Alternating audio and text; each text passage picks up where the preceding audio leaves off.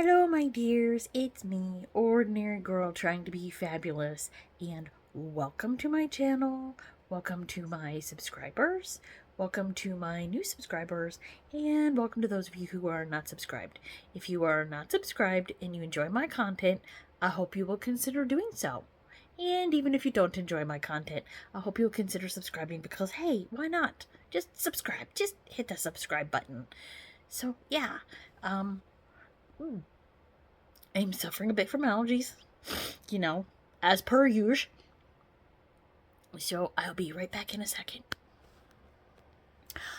Okay, so y'all know I'm reading in the month of August. I'm raising money for the American Cancer Society, and I am reading Past Imperfect by Julian Fellows. He is the one who wrote Downton Abbey, which is like my favorite show, favorite movies. I love everything he writes. I had allergies really bad yesterday. So I wanted to make a long form video and talk about the book as I've been reading it. So I have been reading this book, and today is August the 11th, and I'm going to talk about everything I read up to August the 10th. So, in this book, you have the narrator. We never get the narrator's name, at least we haven't up to this point. And he was a part of like the nobility in the upper classes in like the 60s and 70s, and life has changed for a lot of the nobility and the upper classes. So he's like part of that circle. He runs in the circles. This book takes place from 1968 to 1970, and I believe it also takes place in 2008. So there's the narrator, and he is, in the higher up circles. He's nobility. I think his dad worked in the Foreign Office. I don't think, there were any titles or anything like that. He just ran in the circles with the people who have the titles. So, and then there's another character named Damien Baxter that he knew in the 70s when the book takes place, when they have the flashbacks, and he, at the current time, he hates Damien Baxter. And at this point, we don't know why he hates Damien Baxter.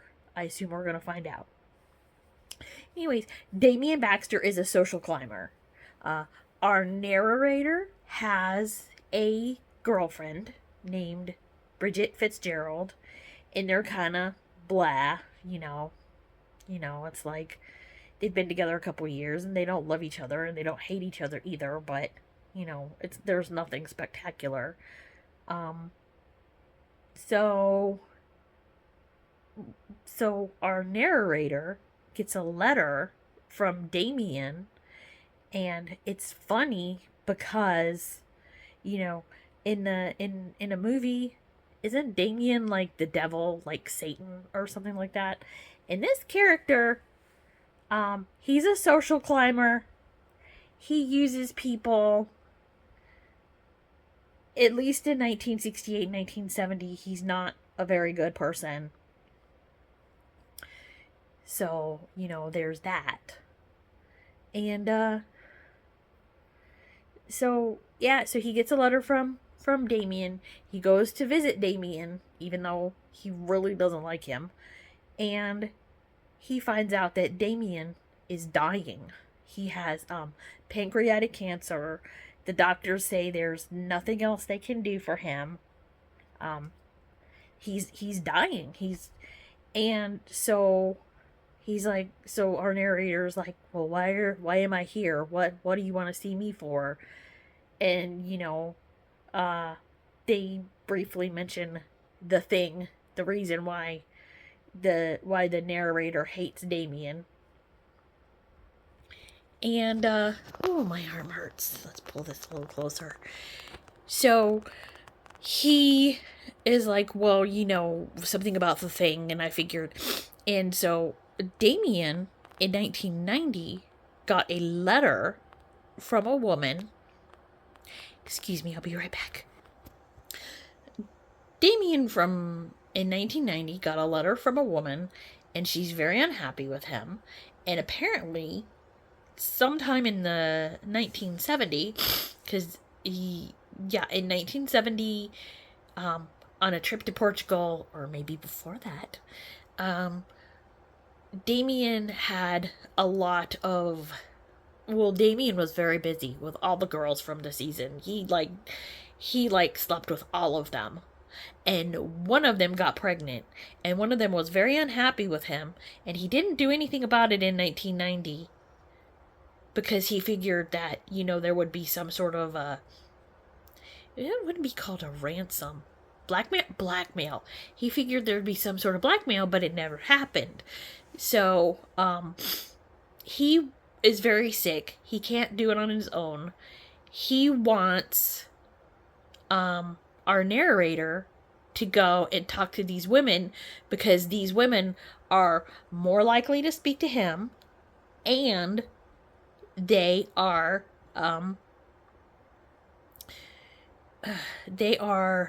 in his circle. Even though he's really not in that circle anymore, he could probably get right back in that circle. So we've only done the first two. There was Lucy Dalton, and so he goes to talk to her. So he does find out that she had a baby in 1971, and he also finds out that she did have a brief relationship with Damien. So her daughter has this disease that is hereditary, and it's hypercholesterolemia, and it's like where your body makes too much cholesterol, and eventually it will kill you because you make too much cholesterol, you have a heart attack and die. So it's hereditary. So someone in their past had to have this hypercholesterolemia. Sorry if I'm not pronouncing that right. I tried. So she's like, oh my goodness, who in our family has had that? And, I don't think she's ever told her husband that she had a little, assignation with Damien. I think he thought that, she was dating him and he was the only one. So finally, they find out that her husband had an aunt who died in the 1920s, and she had this disease. And he also goes and finds out that she's fallen really far from where she was in the 1920s. And then the next one is Princess Dagmar, and he goes to visit her, and she got pregnant in 1970, had a baby in 1971. She married this man, and he is very awful because when he married Princess Dagmar, he needed her. He was like a nobody in the social circles. He had money, I guess, but he needed her name and her title to become somebody in society. So he bought a night ship, right? Yeah. And so now he's like very mean to her and discounts her title, and he's just awful. So our narrator is like hopes really, really hard that this baby she had in 1971 belongs to Damien, because I forgot to mention, Damien has become very wealthy. He was a software developer. He sold his company to an American company, And when he dies, his child will, when they find out who it is, his child will inherit like 500 million pounds after death duties. So, our narrator really hopes that this baby, who is now nearly 40, is Damien Baxter's. But when he sees the son who, gets out of the car, he's the spitting image of the man that this woman married. So it's rather obvious that, it's his son. So, there's this one character in the book, Georgina Waddlelove, who is. She has money, so people put up with her and her family, and they'll happily go to her parties because she has money. But nobody really likes her, and people think she's stupid. And, she's not really attractive. So, and she's madly in love with Damien Baxter.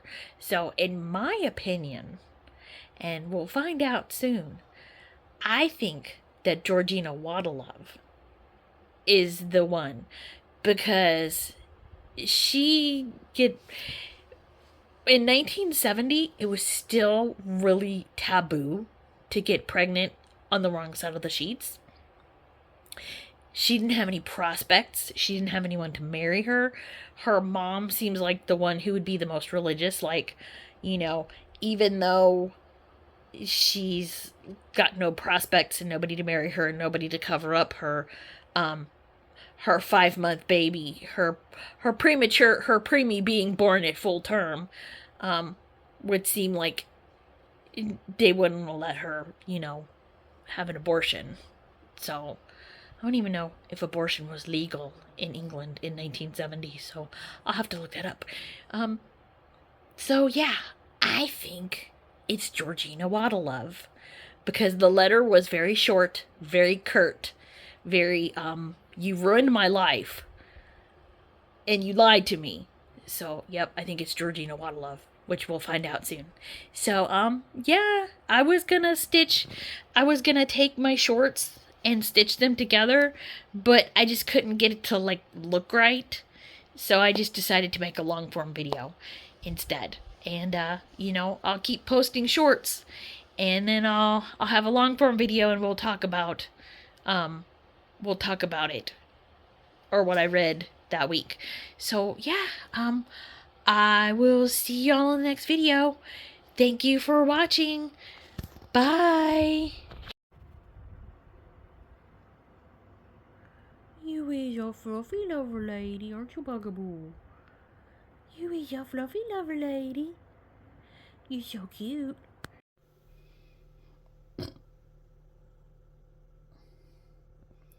Annie. Who's a sweet baby girl? Who's a sweet border terrier? How you doing? How you doing, Annie Banani?